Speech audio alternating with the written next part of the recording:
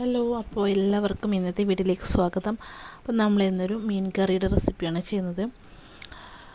അപ്പോൾ ഇന്ന് പച്ച മാങ്ങ ചേർത്ത് വെച്ചൊരു മീൻ കറിയാണ്. അപ്പോൾ ആദ്യം തന്നെ ചട്ടി അടുപ്പത്ത് വെച്ചിട്ടുണ്ട്. ചട്ടി ചൂടായി വരുമ്പോൾ നമുക്ക് ഇതിൽ കടുക് പൊട്ടിക്കണം. ചട്ടി ചൂടായി അതിലേക്ക് എണ്ണ ഒഴിച്ചു കുറച്ച് കടുക് പൊട്ടിച്ചെടുക്കണം. കടുക് പൊട്ടി വരട്ടെ.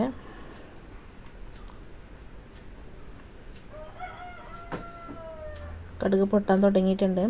അപ്പോൾ കടുക് പുറത്തേക്ക് തെറിക്കുന്നത് കൊണ്ട് അതൊരു പാത്രം കൊണ്ട് മൂടി വെച്ചിട്ടുണ്ട്. കടുകെല്ലാം നന്നായി പൊട്ടി വരട്ടെ.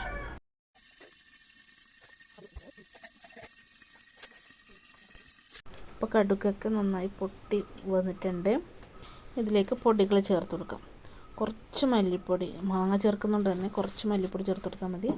പിന്നെ ആവശ്യത്തിനുള്ള മുളക് പൊടി, പിന്നെ മഞ്ഞൾപ്പൊടി ചേർത്ത് നന്നായിട്ടൊന്ന് വഴറ്റി കൊടുക്കണം.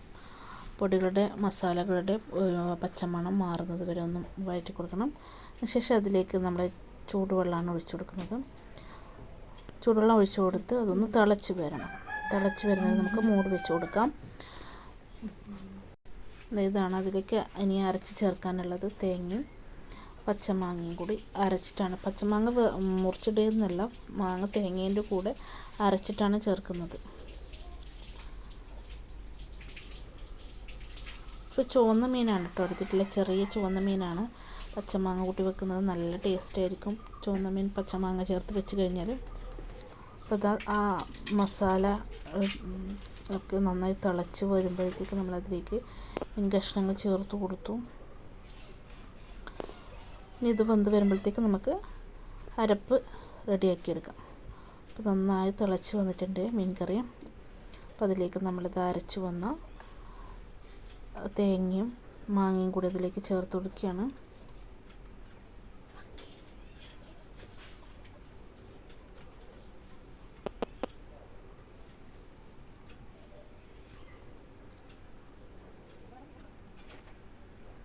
അപ്പോൾ ഞാനതിൽ അധികം വെള്ളമൊന്നും ചേർക്കുന്നില്ല.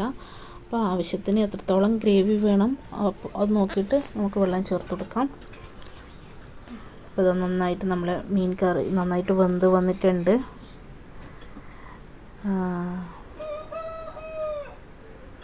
അപ്പം നമ്മുടെ സൂപ്പർ ടേസ്റ്റി ആയിട്ടുള്ള നമ്മുടെ പച്ചമാങ്ങ ചേർത്ത മീൻ കറി ഇവിടെ റെഡി ആയിട്ടുണ്ട്.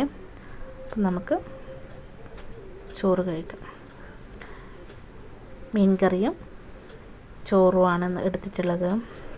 അപ്പോൾ എല്ലാവരും ഉണ്ടാക്കി നോക്കിയിട്ട് അഭിപ്രായം പറയണേ.